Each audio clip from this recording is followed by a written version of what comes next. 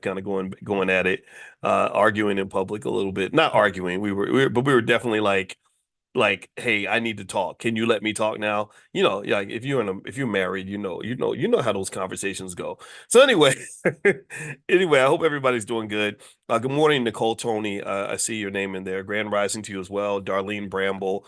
Good morning to you. Also Levon and Vernetta George. Or Vernetta Gregory. I'm sorry. Patricia, Donna, Randall. Is it that? I think it's what. Tanya Brown, Janet, Milliner. Good to see you, Michael. Linda, I see you. I see you. Okay, so a couple things. Number one, don't forget, All Black National Convention is a little bit more than a month away, and that's in Chicago, Illinois, Lombard, a suburb of Chicago.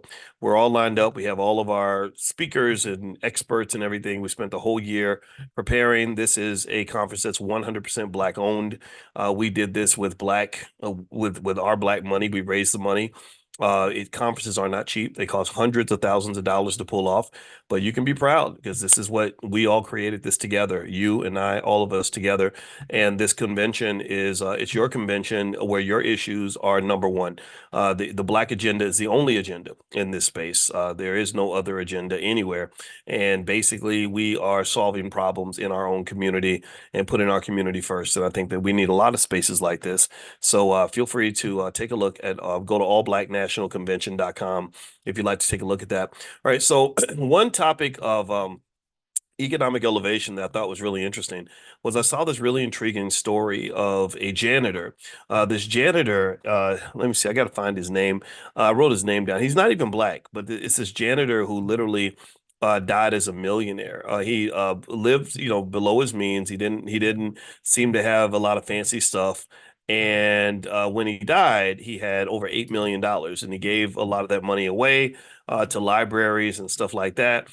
His name was, I had his name in front of me, Ronald Reed. And so Ronald Reed, he worked as a janitor and a gas station attendant. He lived in Vermont. He was known for having a frugal lifestyle. He wasn't flashy at all. So he was kind of the anti-Diddy. Despite his modest income, he amassed $8 million by the time he passed away at 92. And the way he did it was very simple.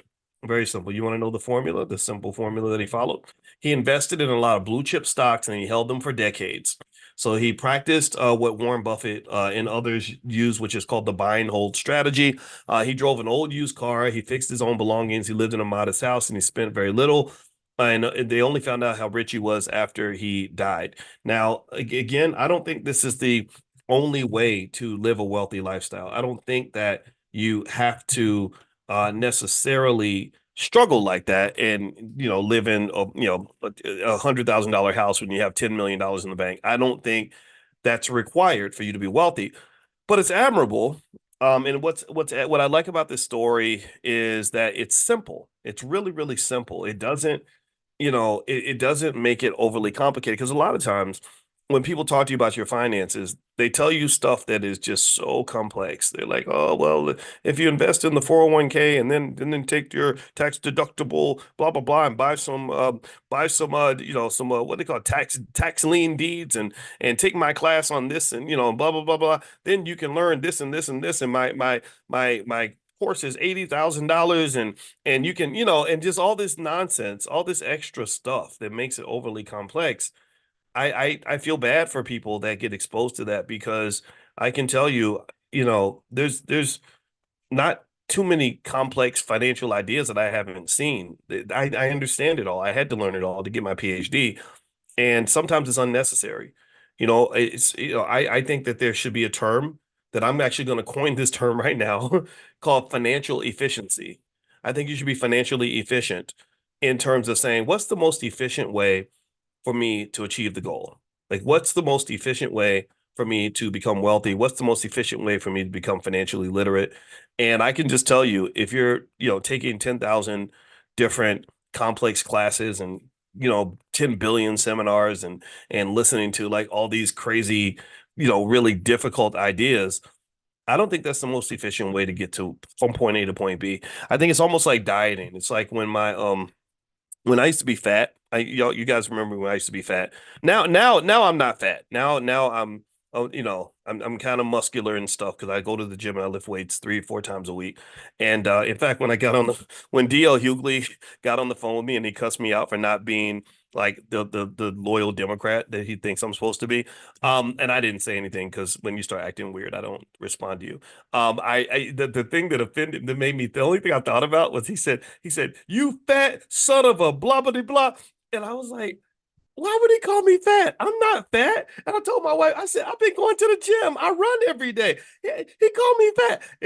Anyway, so I'm not fat, but I used to be fat. And when I was fat, I had a problem. And the problem was that I was looking for the simple way out, right? Or better, sorry, scratch that. Not the simple. Yeah, I was looking for either the really easy way out or a complex way to find the easy way out, right? So the easy way out means that I didn't want to do the simple stuff. I didn't want to go to the gym and work out and all that. I wanted to eat the right food at the right time, do the right kind of fasting, the right dieting, do this perfect little thing, right? Sign up for some complex exercise program or some complex nutritional program that was going to get me to my destination. And I was explaining to my dad, I was talking about different kinds of foods. Like, well, they say that there's too many carbs in this and that you should really eat more of that and you should do this and do that and you can lose weight. And he literally just said, why don't you just take your fat ass to the gym and stop eating so many Skittles? Right? And licorice. Like I see you eating Skittles and licorice and you don't go and you don't work out. So of course you're going to be fat. And that was it. It was that, and that was to me a great answer because really, if you think about this, most of the time when you're trying to achieve a certain goal, whether it's wealth or anything else, you can usually collapse it down to maybe two or three simple things you can do that will get you to your destination. That is efficiency, not just financial efficiency, but it can also be fitness efficiency or whatever. These are the solutions I look for. This is what I constantly process because here's the thing. This is a bias I formulated when I was on the faculty of Syracuse. I would read all these research papers and all these things, all these different ideas, econometric studies and data analysis and all that. And you would have people that were really like kind of like the academic version of a muscle man where they knew all of the most advanced, most complex ideas and techniques, and they would just brute force. They called it the brute force technique, where you would just hammer your way to the result that you're looking for, that you want to publish in this paper, because you're showing everybody how smart you are, and you're literally writing this 50-page document that's breaking down all these complex mathematics to get to this outcome that you're hoping to impress the world with. But what I noticed is that the best ideas and the best research was when somebody could make a really profound conclusion with a really simple set of ideas that could be explained to a 5-year-old. That was genius to me. That was the real brilliance when you're like, yeah, I could do all that stuff, but I don't actually have to do that because the answer is right over there. Right. So I think that in life and a lot of important areas of our lives, while we want to make it complex and we want to think that it's this really deep thing, sometimes the answer is right over there. Just like, me losing weight, the answer was right over there. Just, get up when Alicia tells you to get up and go run and make sure you cover at least 3 miles every time you run. Don't eat as much BS as you were eating before, and you'll get in good shape. And that's what happened. I started to run these little half marathons with Alicia and 5Ks and all that. I never ran fast. I wasn't trying to make the Olympics. I would just say, okay, if I just get to the finish line and I do 3 miles, I can't be fat if I'm doing 3 miles a day. It's almost impossible to do 3 miles a day and be obese. And that's what I would tell myself. And I would say, Boyce, it doesn't matter if you walk across the finish line or crawl across the finish line, as long as you finish the run. If you do that, then you're good. And then I go to the gym and I say, okay, I got 8 machines. I'm going to do all 8 of those machines in three sets on each machine. And that's going to build muscle mass because I also read that muscle mass does help you cut off fat. And next thing it changes everything, right? So find that simple solution. So with this man here that we were talking about before, Ronald Reed, the janitor who accumulated over $8 million in wealth, That's what he did. He did something very simple. The minute I read the story, I was like, "Oh, I know exactly what he did. He probably just bought a bunch of S&P 500 stocks and held them for a long time." And that's exactly what he did. He went and he just bought some S&P 500 companies. Yeah, but you know who the blue chips are. You've been knowing about Coca-Cola for a long time. You know about Nike. You know about ExxonMobil. You know about Google and Amazon. Like nobody hid that from you. The white man didn't hide the existence of Nvidia in some secret book in some library that they don't let black people into. You've known about Starbucks for a long time. You know about McDonald's because a lot of y'all ate there, right? So you know about these companies. You know where they are, and you know where the money resides. You know that these companies are making money hand over fist. Do you not? Right? So if you want to have money, one simple idea is be where the money's at. If I'm invested and connected to the companies that are making the money, then I'm going to have the money too. So he bought stock in these S&P 500 companies, didn't sell it, didn't try to flip stocks, and because they got stuff out here called stock flipping. I heard a guy was talking, I flip stocks like I flip houses. I'm like, you flip stock flipping? I never heard of that, right? But no disrespect. I mean, it is what it is, right? People do all kinds of stuff, day trading and all this other stuff, and a lot of that stuff gets complicated. Like I don't know if you ever sat through like a day trading class. Some of the stuff I mean, I could learn it, but it's like, why? It's doesn't even work that well. I read the research papers. 90% of the day traders don't make any money. You could do it, sure, do it. Like have fun. It's like a casino. It's exciting, right? But if you want to build that long-term generational wealth, just keep buying assets and let them and plant them. Keep planting seeds. If you're always planting seeds, then you'll always have a harvest. If you plant no seeds, you'll have no harvest. Simple idea. So this man did exactly what we talk about in the $5 a day plan. He bought some stock and he held the stock. If you do that, then that's what's going to make you rich. That's what's going to get you the generational wealth that we many of us feel eludes us. What will not get you generational wealth is trying to do things overnight. Okay, so shout out to this guy Ronald Reed, and I do remember there was a black woman. I don't have her name in front of me, but there was a black woman in the South who did the same thing. She used to like do something where she washed clothes with for white people or something. And people didn't know that this lady was a saver. She just would get her little money, put it to the side, save, save, save, save, save, and she saved up millions of dollars. I don't even know if she invested in the stock market because sometimes a lot of our grandmas have a legitimate distrust of pretty much all those systems that are run by the colonizers, right? Whether it's the healthcare system or the financial system, and they have legitimate reason to be very skeptical because some of these systems are very biased and very corrupt, without a doubt, 100%. But yeah, she saved all this money and she ended up funding some scholarships or something, right? And I have so much admiration for people that are able to do something like that because that really shows you the power of time. Now, here's what I want to do. Yesterday we were doing a Q&A and I didn't get a chance to answer all the questions. And today I doubt I'm going to be able to finish all of them today, but I am going to try. So here's what I'd like to do. I'd like for you to put your question in the Q&A section and I will answer as many questions as I possibly can. And and that way we can, for those of you that had a question yesterday and didn't get it answered, we can get to you. Also, I want to let you guys know that if you want to learn stock market investing, I have a great stock market investing program. It's called the Black Stock Market Program. And what I'm going to do is actually, I set up a coupon code that's activated for the next 24 hours. The regular price, the monthly fee is $89 a month.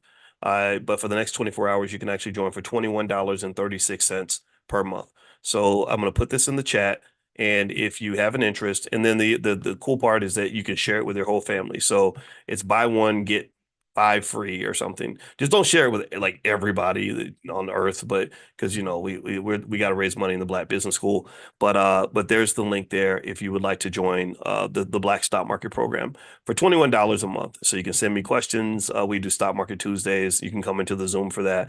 A lot of things that can help you in your stock market journey. So here you go. There's that link. So feel free to take a look. All right, now let me answer some questions here.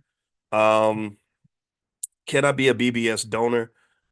Sure, we can work something out. I'd rather actually though, my preference is not so much that you donate. My preference is that we do a trade. We don't really want to survive off charity. Um, I'd rather give you something that is of equal or greater value to what you give us. Okay. So that's consistent with our core belief that economics should be reciprocal, that trade is better than charity, because charity is kind of draining. Charity is an unsustainable economic model because if all you're doing is giving to me and we're giving you nothing back, then then it drains you, and and it doesn't last, right? Instead, if we're giving you something, of greater or equal value, and you're reciprocating, then we're all winning. Do you understand? We're all, I massage your back, you massage mine. And so so a lot of economics, actually, a lot of economic models are very similar to love. You can love somebody even if they're not necessarily loving you back the way you want, but eventually that becomes exhausting. It kind of sucks to be loving on somebody who ain't loving you back at all, and that's not fair to you. And I applaud those who are able to still stay committed to someone who isn't always at their best, because I do think that that's important too. I think that you can't have a clear quid pro quo kind of relationship with the people that you care about. Like I can't sort of sit here and say, well, I did something for you this week. You did nothing for me for the last 3 weeks. So I'm done with this relationship. I don't think that way when it comes to anybody, including my wife. There might be times where maybe for 2 or 3 weeks, I'm feeling like, man, this ain't right. Like she kind of being mean to me. Like those hormones are kicking, or she's just being a jerk. But I have to love her through that, right? And then the same thing is true on the other end, right? Maybe I'm not at my best, and she's got to say, well, that's my husband. I'm gonna, commit to him, and hopefully he'll come around, and it may take a while for that to happen. And I think that causes a lot of relationships to fall apart. But the same thing is true with economics. Um, Economic relationships, in my opinion, I write about this a lot in my book, The 10 Commandments of Black Economic Power. Economic relationships, not only should they be reciprocal on some level where everybody's getting a positive ROI and there's a positive trade going back and forth, but then second of all, um, there has to be space for grace. You have to give grace to your business partner. Sometimes you invest in something, it doesn't work out. Sometimes something goes wrong, and if you believe in the long term benefit of that relationship, then you'll stick it out. Like owning a stock. A lot of you have stocks that maybe they're doing quite well now, but you had to sit through some dark times where your stock was acting a little bit crazy, and you didn't give up on it. You just held on to it, or you bought more shares because that was one of the companies you wanted to be invested with. I think the same thing is true with everything. I think patience does matter. And so with my relationships, my goal is to vet and pick the right relationships economically, romantically, whatever the case may be, friendships, all that. But then also, once I commit, I want to commit. That means, providing as much patience as I possibly can. So really, to be truthful, when I chose to get married, which was the biggest investment I ever made, emotionally, financially, and otherwise, I just came into it saying, like, I'm gonna really stick with my wife, like, period. Like I vetted her, took the time. Okay, this is the business I'm invested in. I'm invested in this situation. I'm invested in this family. I'm invested in this relationship. So I don't, so you wouldn't see me say, well, I got a divorce because we had a really terrible year or we had a terrible 2 years. No, it might take 20 years, 10 years, 15, or what. I don't know. I don't know how long it would take, but I came in prepared to know that just like a stock, that my wife is like a stock that I've invested in, except she's probably the most important stock I've ever bought in my life, if you want to use that term. Not that I paid for my wife, but you get the point. I did pay, but I paid with something more valuable than money. I'm paying with my heart, I'm paying with my blood, sweat, tears, all these things, right? So because I made this investment to start this business called a family, um, that's where I'm at. That's when I'm here, right? That's why it's so important to vet and to do your due diligence before you make an investment, because once you're in, you have to do what is required to maximize the probability that investment is going to be a success. You can't make an investment and then jump out and then make another one and then jump out and then make another and then jump out. A lot of people treat their relationships the same way they treat the stock market. And then they wonder why they walk away and they ain't making no damn money. Well, because all the studies show that if you're hopping from stock to stock to stock, because you're looking for a stock that's going to make you money in the next 2 weeks, you're not going to find the money. When the money shows up, you won't be anywhere around because you will have moved on because you had a bad month. So really, the same patience it takes for my mother and my father to be married to each other for 50 years, despite the ups and downs and all the chaos, is kind of what it takes to become a millionaire. My parents are millionaires, not just financially, but romantically. They're sitting on a throne of a 50-year marital legacy that's admired by a lot of people. And that required a buy and hold strategy. My mother bought my father, and she held on to his ass, even when he was being an ass. My father held on to my mother. There's never a single time I ever saw my father say anything other than "I love that woman right there." Period.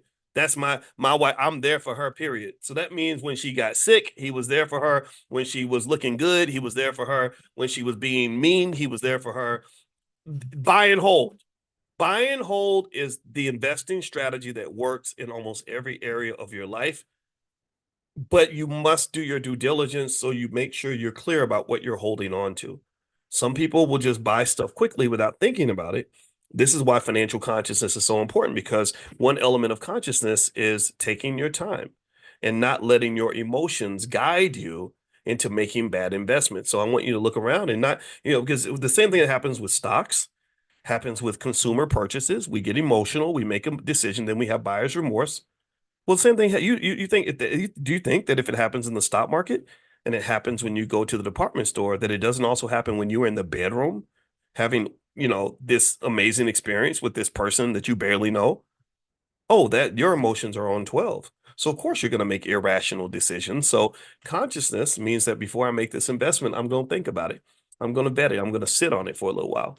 I'm gonna do my little background check, make sure make sure this guy ain't got a whole bunch of craziness in his criminal record or whatever, right? You're gonna take your time, and people don't take their time, so then they end up divesting from one thing and then investing in something else and then something else and something else, and just kind of like this life, right? And a lot of that comes back to your emotions and your consciousness. If you're conscious of the world and conscious of yourself and conscious of your feelings and all these other things, then you'll kind of know when you're getting caught up and too riled up or so emotionally connected to something that you're making a move that might not be the best choice for you.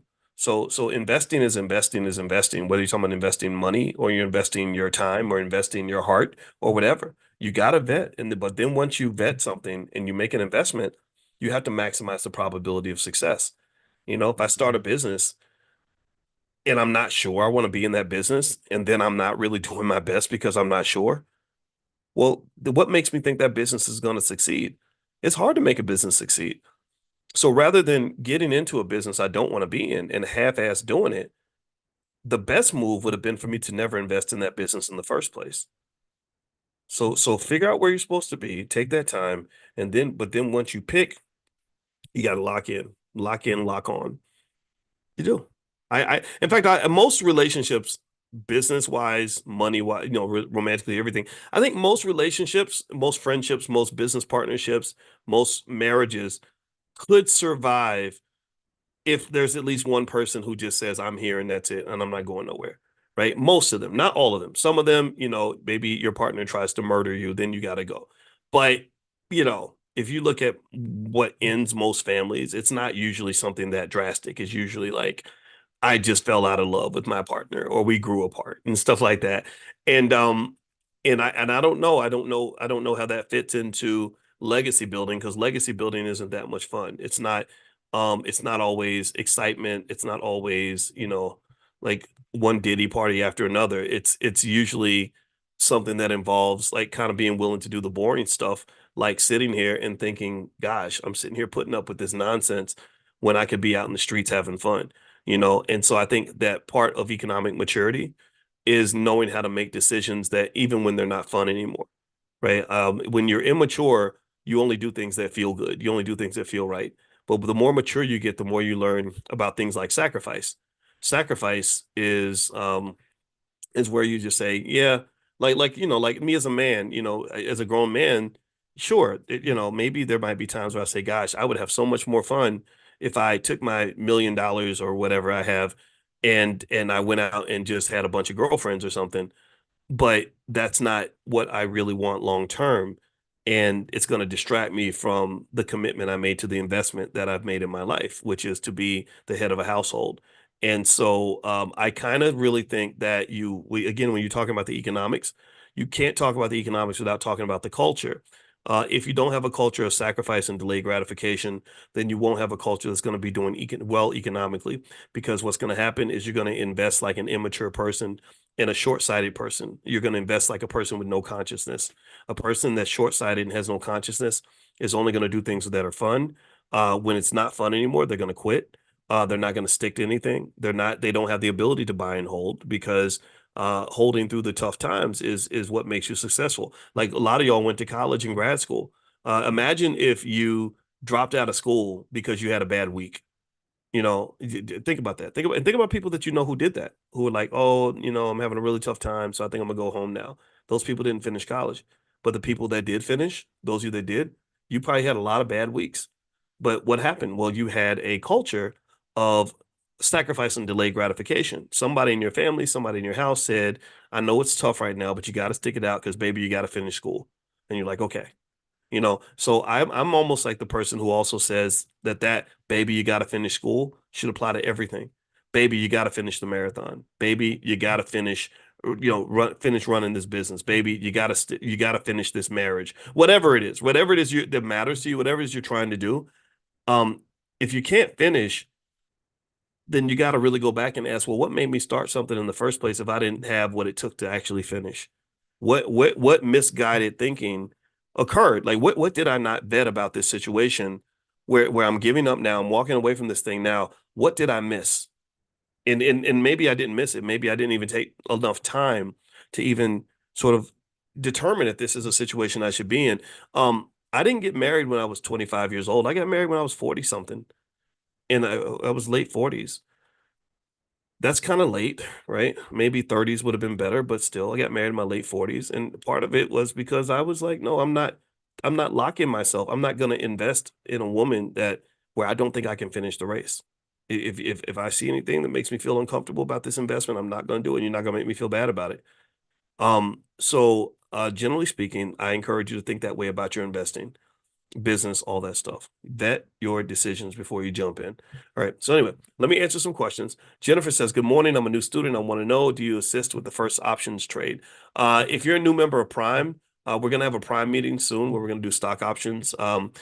We do have examples. If you go to Prime 101, the 101 stuff is where all the beginner stuff is. And that's where I literally walk you right through the process. I do a live trade where I open up the Robinhood, show you exactly what stock to buy, what stock I would buy. And this is not investing advice, but the stock I would buy, exactly how much money you can make from it by selling the options, exactly what kind of puts I would buy on that stock. I take you right through the whole process.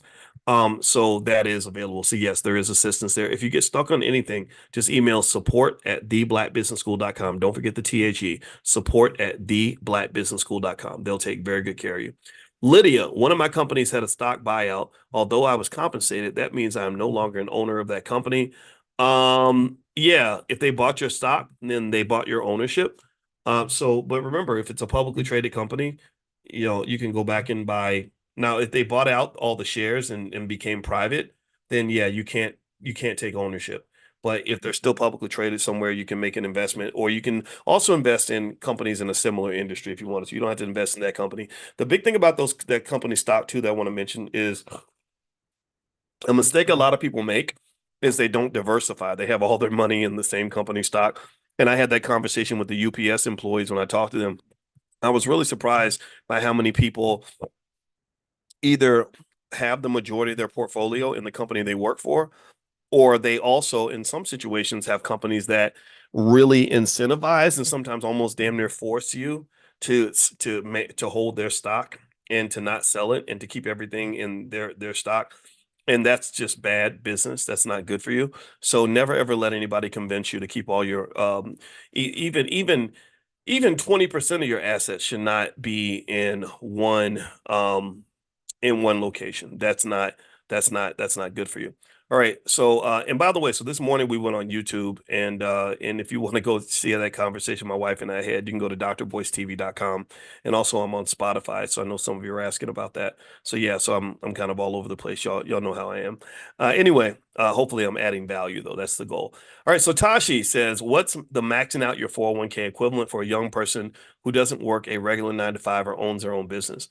The equivalent would be they have if you go into your even your Robinhood apps and a lot of these apps, they have tax deferred investment plans, the IRAs and stuff, the Roths and all that that you can invest in. So I would look into something like that. There's nothing saying that you have to have an employer to get access to tax deferred investment plans. So yeah, so that would be the equivalent of maxing out the 401k.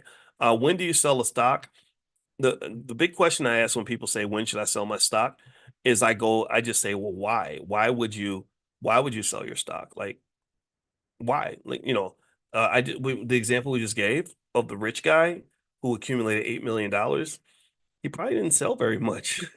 That's what rich people are. Rich people are people who have stuff. And the reason they have stuff is because they don't give it away and they don't sell it. Do you understand?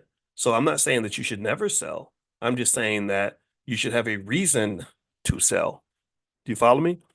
Right? Like selling should be something that's done for a purpose. It should be done. You should never just sell and say, I just want to sell all my stuff so I can go blow my money at the mall. Like, no, you don't do that.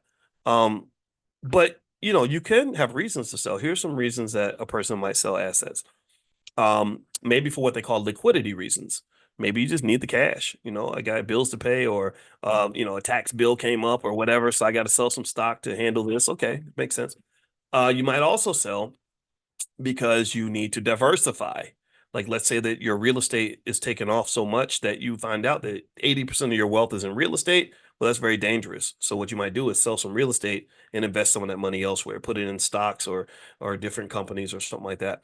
Another reason you might sell is because you just think that another investment is going to be better for you. So you might just be moving money around. So in 2021, when the stock market was doing really, really well, we all make mistakes. We all sometimes some investment moves are good, some are bad. This happened to be a good one I made. I took a big chunk of my stock portfolio and I told my wife, let's go buy some property because I feel like the stock market is doing really well, but I think it's going to crash soon. So let's go ahead and sell while getting's good and sell. I sold about 30% of my portfolio and I bought real estate with that. And it did. And it happened. The market did crash and in 2022. So that was actually a good move. And I was glad because it was almost like getting my house out of the building before the building burns down. Or sorry, getting my money out of the house before the house burned down. All right, so let's see here. Next question. I'm looking in the Q&A section, by the way. What platform do you recommend to get started buying stocks? You know what, Arita? I like a lot of platforms. I like E-Trade, but I think Schwab is really user friendly. Also Robinhood is pretty easy too. We do our options and stuff on Robinhood, and I guess now, selling options, generating passive income from selling options typically requires that you have some amount of capital you can invest, like at least maybe say $8,000 to $10,000 or something, and you can make a few $100s a month doing that. Now, if you have access to like 50,000, 100,000 or more, you can really generate a nice income selling stock options. It's really, really powerful. And so if anybody's interested in that, you can go to drboyceprime.com, drboyceprime.com. You can take a look and see what we're doing there. What's a good criteria for vetting a good CPA? There you are, Calvin. Calvin, the most articulate black man in the world. Um, I would say with vetting a CPA, perhaps references might help. I think also, even when you hire the CPA, maybe having another CPA come in every now and then and look at the work that the current CPA is doing. A lot of people get juked by bad CPAs that are not qualified. Maybe if there's any customer reviews available, I think working with a firm is better than working with an individual because you have to ask, like, what happens if that person dies or something. Steve Harvey's accountant died, and that's when he found out his accountant was taking all the money he thought was going to taxes and it was being used for something else. Um, so I think having more than one person, like okay, if you're not available, who can I call? I think also maybe even testing people. I do this generally with anybody I hire. Is like I say, well, let's not make it permanent yet. Let's not get married. Let's just try this out for a little while. Let's work on a 3-month project or something. Now with a CPA, it's a little bit tougher, I think. But I think meeting with the person to make sure you can work with them, but then also it's really tough to put a finger on exact making sure they just know what they're doing. You'd be amazed how many CPAs out here or how many accountants just are not good. It's like, Lord Jesus. So, and then maybe like looking at their client load and just kind of expressing those concerns about making sure that you're going to get their attention the way you want to get it, and tell them that you're already thinking about these things, so they kind of know that you're going to expect certain things from them. So, and then I know that they've got CPA organizations out here that perhaps you can look into to determine if there's like a certification beyond the CPA that can help you to know who's good and who's not. And I say this because I've just seen bad accountants. I've had a bad accountant before. It's a terrible feeling. So don't, just take your time. That's really big too. Take your time, interview lots of people, um, check credentials, check references if you can, just check for anything you can find to prove that this person is really good at what they do. Same thing is true with a lot of stuff though. Like even when I first got started, hiring publicists was like a journey for me because I probably lost a good $30,000 hiring bad publicists because they all promise you they what they do is they name drop. So if that publicist, he or she worked with Denzel Washington 25 years ago on a 2 week or 2 day project or something, they'll put Denzel's name on their resume forever. And so they'll give you the impression that, oh yeah, I know Denzel. I can pick up the phone and call him, but really they can't because Denzel ain't talked to that person since 1992. And they also they want their money in advance, and they don't promise you any results. And so I learned the hard way. But the good thing was I kept investing, I kept trying, and because I was like, I'm determined to get my message to the world because I think I have a good one. And actually, who the first good publicist I had was a little white girl, who called me. I told you all this story. Some of you have heard this, but she read my whole book, which told me a lot. This was something in finance they call this the lemon theory, where lemon theory and signaling theory. When she told me she read my book, that meant something to me because that told me, okay, you aren't waiting for me to invest in you. You've already invested in me because I know it took time for you to read my book. And so what she said was, then she said, you don't have to pay me anything. But if I get you on national TV, you have to give me $5,000. So she back-ended her compensation, which was a significant signal to me that she was serious, right? It didn't guarantee results, but it guaranteed that she was serious. And I was like, okay, let's go for it. And I like that also because she was sharing the risk with me. All these things are linked to financial theory. There's research papers written about this, about risk sharing and what they call the lemon theory. Like the lemon theory connects to this basic idea that says if you're not willing to invest in something, but you want me to do it, then why would I do something that you're not willing to do yourself? It's the same as somebody saying, here, drink this. Well, the first thing you should say is, well, you take a sip first, right? You drink some, and then maybe or we poured the wine from the same glass. I'm gonna wait till you take a drink first, and then if after you drink some, then I might take a sip because you might be poisoning me, right? So ultimately, that little white girl made money from me. I paid her. I paid her 5,000 because she got me on national TV. Nobody had ever done that before. So yeah. So there you go. That's that. I know you asked about CPAs, Calvin, but I was talking about just general ideas as it pertains to investing and stuff and people that you really want to. Again, just going back to the whole concept of vetting things. My part of my consciousness journey, my economic consciousness journey, really started internally in terms of learning patience. There's so many spaces where you get into that space and people get you all motivated and riled up, and then they get you ready.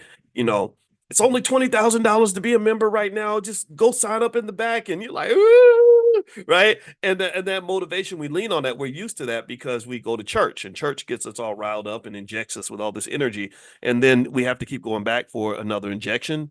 And church is fine. I don't have anything against church, but life can't be like church. Life can't be just driven off of these sort of impulsive decisions, because a lot of our impulses will drive us to make bad decisions.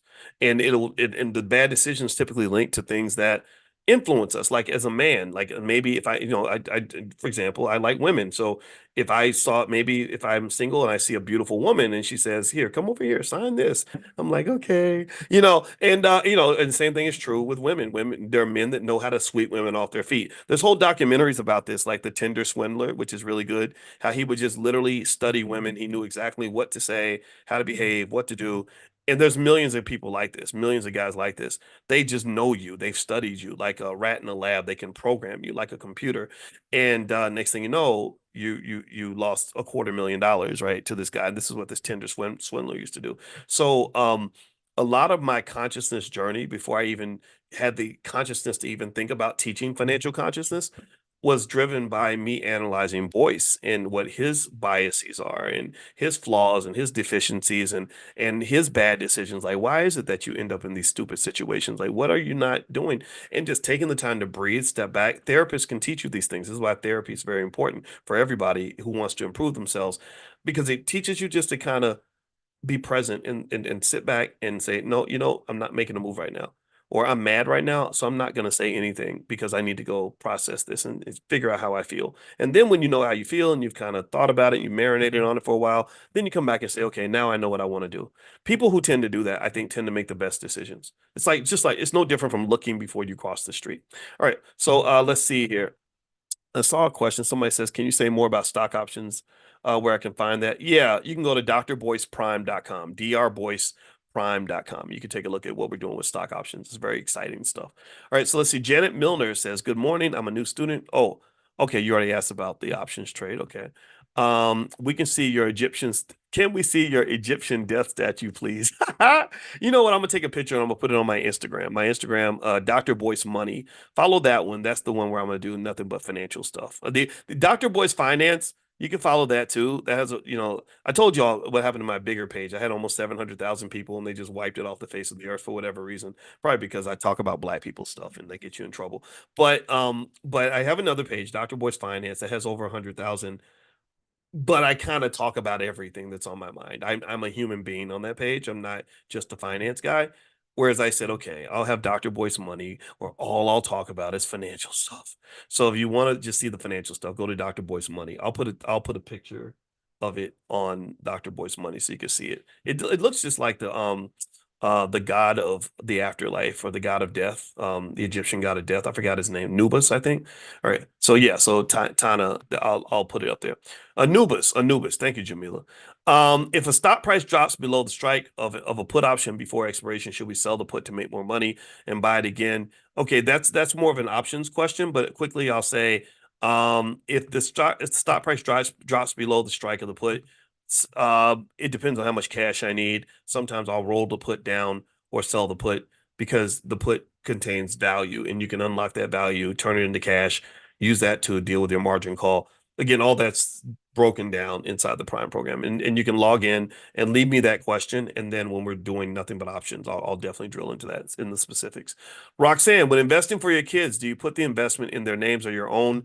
I say put it in yours because I used to tell people to invest for their kids, but I don't say that anymore because number one, I was surprised by how many people just don't give a damn about their kids, right? So they'll send their kids to football camp or something, but won't invest for them, which is crazy to me.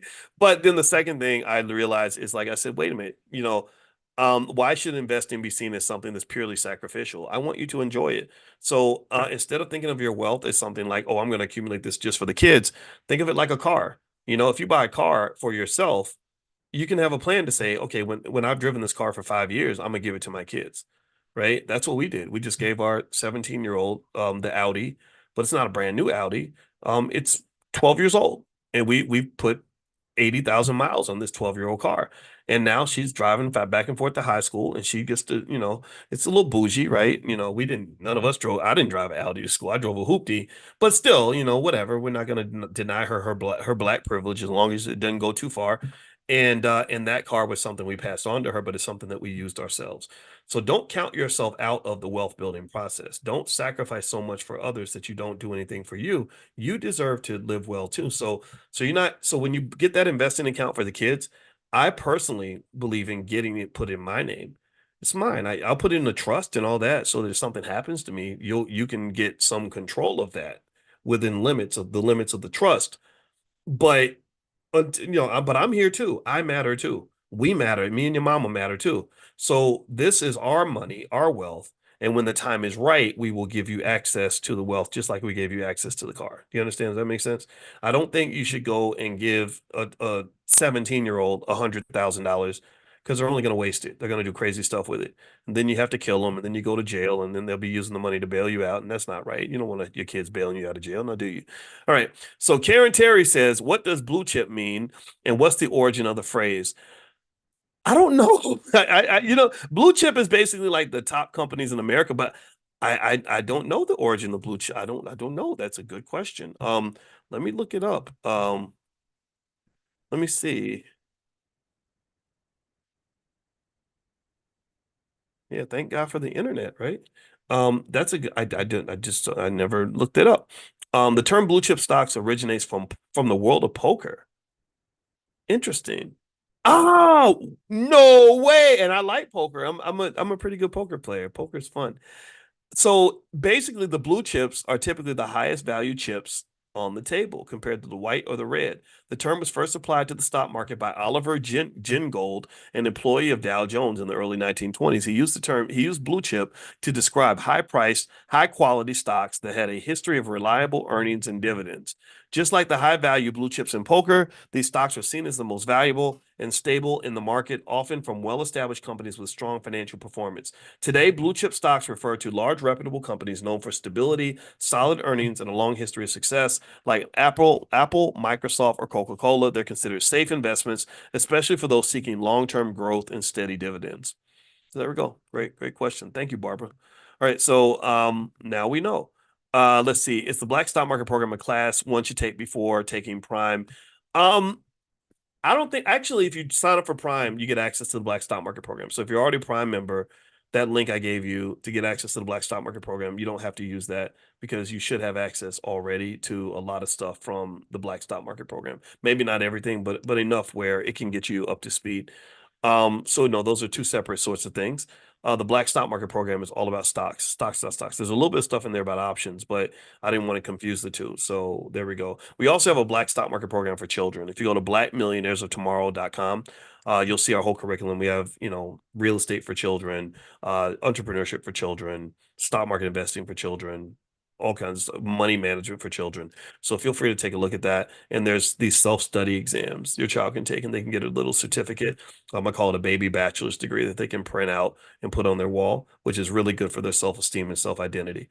So, and that's important because if you look at what's happening with the Black community and you're seeing, like, for example, an icon like Diddy going down for some pretty egregious behavior, remember that he is a person that reflected a lot of what our children aspired to. A lot, he was on the cover of Forbes for being a billionaire, so he was seen as a model of Black economic success. His liquor brand, he's selling liquor to Black people all around the world and white people too. And that's seen as like, oh wow, look at this. This is some amazing stuff that African Americans are doing. He was engaged heavily in politics. He was telling people vote or die, vote or die. So the politicians were connected to him. And he sort of he coined that term Black excellence. So and he eventually started to own media, Revolt TV and all that. So he was heavily engaged in a lot of areas of Black life and presented as kind of a beacon symbol, role model, iconic figure. And I think that we have more to us than just whatever the flashy, shiny rappers are doing. I think that we should have kids that understand economics in all different walks of life, all different areas, and can actually outshine a Diddy type character by making, say, $10 billion over in the crypto space. Or maybe somebody starts another social media company where there's some young Black kid that's worth $100 billion in 20 years. Like that's what I kind of want to see. I want to see us outgrow just the outsized influence of hip hop on our children, especially Black males. You lose a lot of your Black males because so many millions of them want to be athletes and rappers. We gotta systematically expose them to images of other Black men that are doing extremely well, who are in all different areas of life, not just entertainment. All right, so a couple more questions. Let's see, Tanisha, how do I find out about the other finance courses? I'm currently taking accounting in school and would like to take more finance courses in the Black Business School. Oh, great question, Tanisha. So two things. You can go to theblackbusinessschool.com, theblackbusinessschool.com. That's the main website. You can also email our team and they'll talk to you directly and you can talk through whatever problem you're trying to solve financially. Amani and the team can get back to you and make some recommendations. So we have a Black Money sequence 101 through 106. Blackmoney101.com comments where you can sort of get that introduction to a sort of a broad-based understanding of Black wealth. Black wealth is different from white wealth. Black economics is different from white economics. Nothing against white economics, but our situation's different. Our opportunities are different. Our challenges are different. So our training has to be different. Our needs are different, right? We need builders. We don't just need people that are seeking jobs. Because think about this, how can you seek jobs in a community where there are no jobs? That doesn't make any sense. There aren't many jobs in our community because we don't have businesses that produce jobs. So before you create job seekers, you must have job creators. So the job seekers have something to seek. Do you understand? Like, because if I walk in a kitchen, pay attention now. I'll share this point that actually, and I'm sorry I can't get to more questions. I'll do another Q&A soon. I got actually a meeting in a couple of minutes. But process it like this. If I come in the kitchen and I'm like, and everybody shows up in the kitchen, everybody's like, ooh, let's eat. I'm ready to eat. And nobody knows how to use the freaking stove, then we're gonna starve to death. We can't all show up to the family picnic or the Thanksgiving dinner expecting to eat. We got to bring food, right? Everybody needs to bring a plate. Somebody needs to get in the kitchen and cook something. If nobody's cooking and nobody brings a plate, then how the hell are you gonna eat? The only way you can eat at that point is if somebody else is feeding you, right? Which is the dangers of colonization.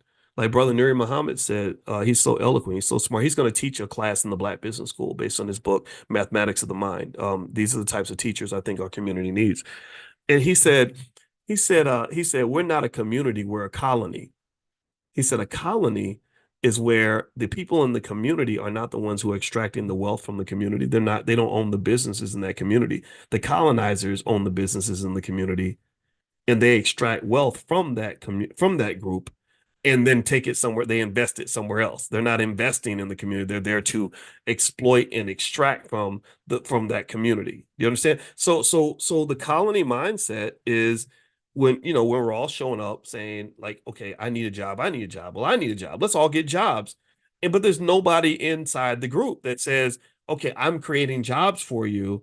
And they're going to be jobs that are going to keep you safe. They're going to be healthy spaces where you can learn and work and make money and do all these other things. No, you have to go to the people who are in charge to get a job. And I think that's like all of us showing up in the kitchen saying, okay, I'm ready to eat. Where's the food? But nobody knows how to cook. Nobody brought a plate.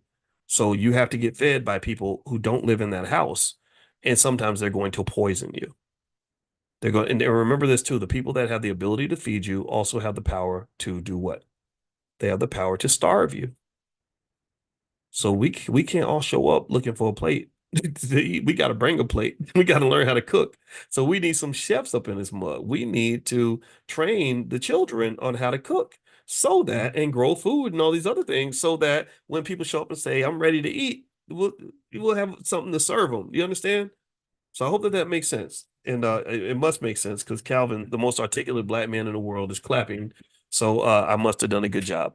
All right. So anyway, I'm out of here, guys. Make sure you're on the text list. If you're not on the text list, text the word morning to the number 87948. Text morning to 87948. We're going to do this again tomorrow morning. We do this every single day, 10 a.m. Eastern, relentlessly 7 days a week. So I will be here with you again tomorrow. Also, I know Michael Edwards, who teaches Forex in the Black Business School, is going to be doing a session this week. I'll send you guys a link if you want to pop in and talk to Michael and kind of see what he has going on if you're interested in that kind of thing. So have a good day, everybody. God bless you. And I will see you all soon. Take care, everybody. Bye-bye.